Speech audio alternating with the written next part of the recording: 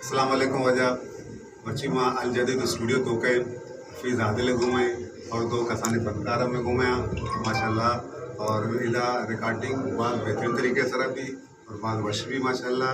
इला वही प्रोग्राम से इंशाल्लाह गाना है कुछ और कुछ इंशाल्लाह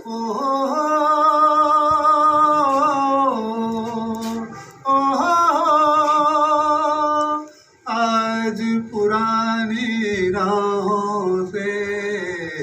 कोई मुझे आवाज न दे, दर्द में डूबे एक नहीं गम का सिसकता साज न दे।